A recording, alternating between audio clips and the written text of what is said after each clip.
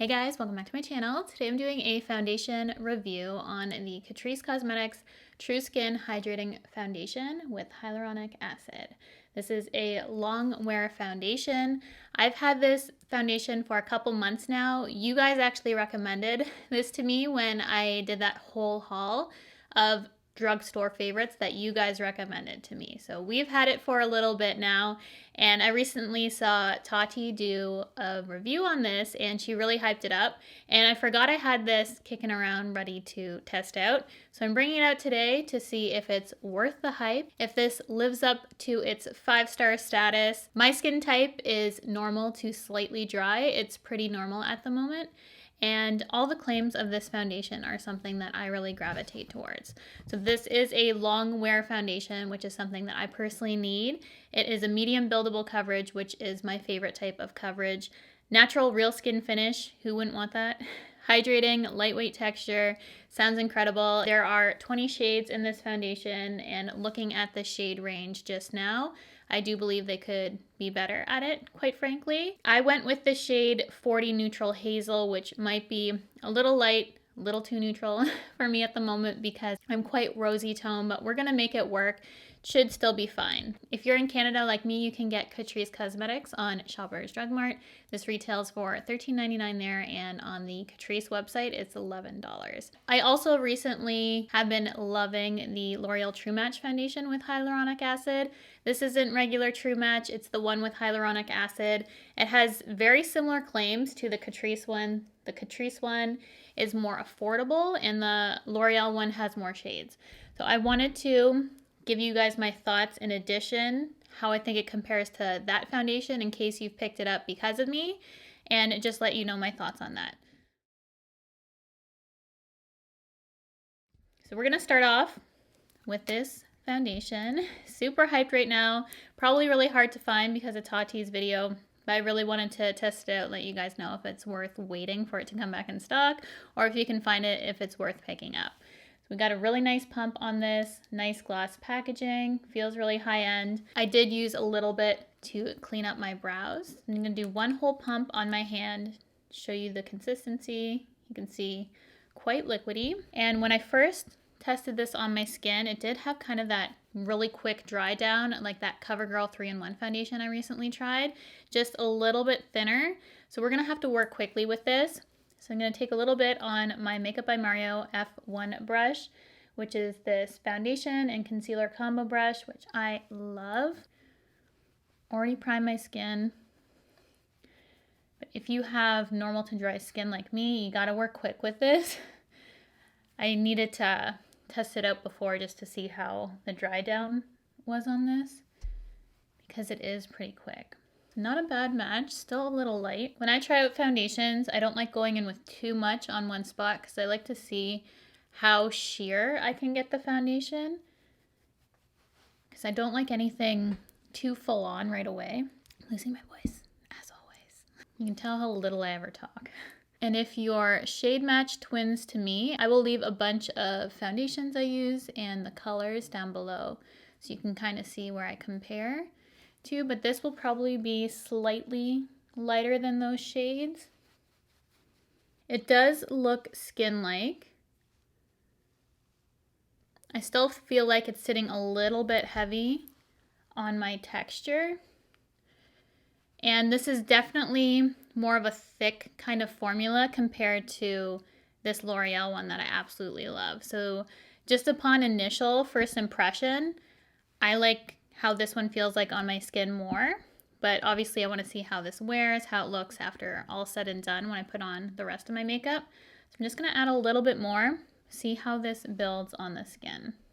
With the additional second layer, I would consider this a high medium coverage. I would not consider this buildable at this point to full, and I just wouldn't add another layer because that would just be way too much foundation.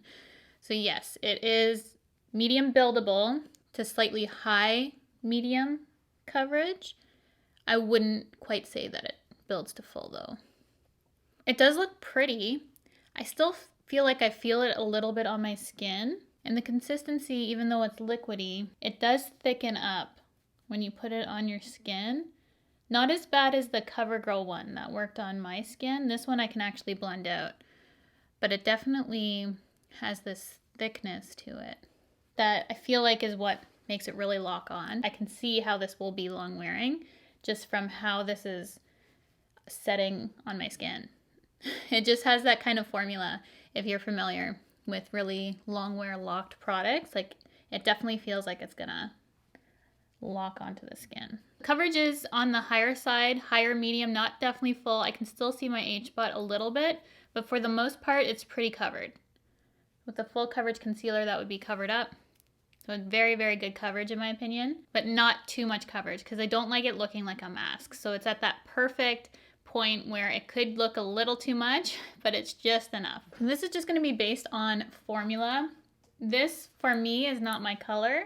In case you're my shade twin, it's just on the grayer neutral side and a little light for me, as you can tell.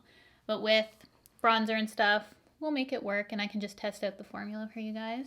I would prefer neutral to pull like this on my skin than orange, because I feel like a lot of neutrals can lean orange, more so with a lot of companies. This is definitely not orange in the slightest. So it's a really good neutral. If you're true neutral, this range, I feel like 40, normally I fall within a 40, but this one is more on the light side for a 40 range. This would honestly be my natural skin tone, not my tan one. So right now I have a little bit of tan. This would definitely match me pretty perfectly for when I have my natural coloring. This is what the foundation currently looks like on the skin.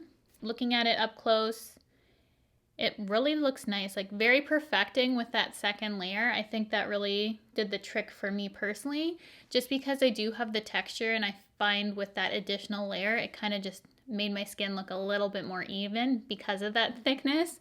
So that really worked to my advantage, but if you don't have that sort of issue, you probably could get away with honestly less. A little bit heavy sitting with my forehead wrinkles. I can see around my nose, it's a little bit heavy too, but all in all, it's looking pretty good right now. So I'm going to go ahead, go off camera, finish off the rest of my face, see how everything plays with it off camera, come back and let you know my thoughts further.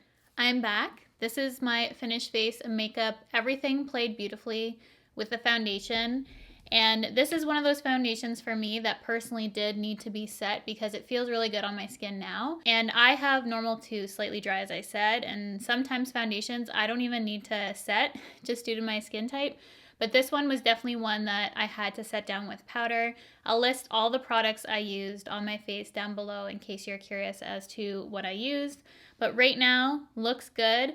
I actually even forgot to use setting spray, which means that everything meshed really well together. And normally for these foundation videos, I don't use setting spray anyways, or at least one that prolongs. And this, I don't feel like even needs it. It looks really, really good so far. Still, right off the bat, I still feel like for my skin type personally, I would enjoy the L'Oreal more than this Catrice one. That's just how initially it's feeling on my skin. As I said, could totally change throughout the day depending on how this wears, but I just feel like the True Match, if you've ever tried that with the hyaluronic acid, it just blends into the skin effortlessly. It says it's super blendable, that one, and that truly was. This one, I had to take a bit of time to blend it into my skin just because it has that more thicker consistency, that dry down, which normally I don't typically like in foundations, but I feel like it did blend itself out. I was able to make it work. Obviously, the foundation shade isn't my exact color, but I'm gonna make it work for today. I don't really have anywhere to go and it's gonna be totally fine. So this is how we're looking like right now. I will check in with you guys in a little bit to see how the foundation's holding up. I am back. It has been 9, almost 10 hours actually, that I've had the foundation on my face. And as you can tell, I'm pretty glowy, dewy right now. I think around my nose I would powder. and just generally my T-zone, which I don't like to be shiny, but everywhere else I think even looks better. This actually kind of reminds me of the Sephora foundation that I tested out, the Best Skin Ever foundation. I really like how this wore throughout the day. I liked when I started to have my natural oils peek through and just work with the foundation. It just kind of melted everything in a little bit better and gave me the kind of skin that I really like. It looks really fresh, healthy. I look hydrated. I'm not oily in my opinion. I just look really dewy, healthy, and fresh. And as I said, I do like it actually better now than I did in the beginning.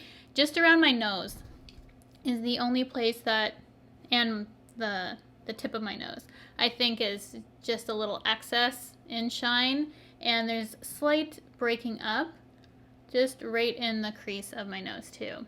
I noticed throughout the day that it was wearing a little bit heavy in my smile lines. I think I'll be more mindful of the product placement next time I put it on my face. I also was outside in the heat today. It was 30 degrees Celsius, but felt closer to 40 almost today. It was really hot.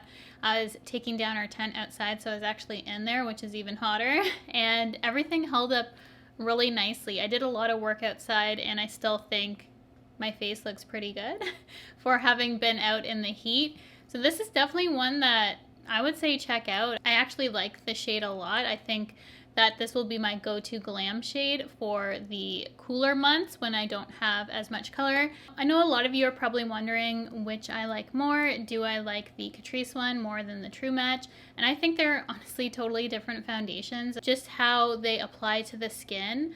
I feel like if you want more glam, I would go Catrice, and if you want something more everyday, I would check out the L'Oreal one. If you have more normal skin, it just kind of depends on your preference which one you go to. If you're more oily, maybe the Catrice, and more dry, I would do the L'Oreal. Both have the hyaluronic acid, both wear extremely well throughout the day. The Catrice one is just a little bit more glam, and that's the only real difference I can tell besides the application, the dry down. This one definitely has that more glam look to the skin, more coverage, and is a little bit thicker upon application. I can see why so many of you like this foundation, because I'll definitely reach for this again, especially in the winter time. For this to hold up in the heat as well as it did, and I'm not as shiny as I thought I would be because of how hot it was, I'm impressed. Like, it was a very impressive foundation, definitely worth the hype. In my opinion, I was a little bit worried at first, I'm not gonna lie. Upon initial application, I thought it was gonna be too dry, but in fact, it is quite a hydrating, luminous, beautiful foundation. I think wears extremely well, looks better throughout the day, and I can't really ask for more for that price point. I think it's a great foundation, and I think you guys will like it too. So thank you so much for watching this video. I hope this maybe helps you out decide whether you want to pick this foundation up, if you just want to stick with the L'Oreal True Match with hyaluronic acid, or maybe this video warrants having both, because I can see the benefit in both those foundations, one being more of a daily wear for me, and the Catrice one definitely being more of a glam look. If you enjoyed this foundation review, be sure to give it a big thumbs up so I know to do these in the future. If you have any more foundations you'd like to see me test out, or I could battle next to each other, maybe these two, let me know in the comment section below, and I'll definitely do that for you guys. If you have not subscribed already, I would love for you to do so by hitting the red button, the bell if you want to be notified of all my future videos, and I'll see you guys in my next one.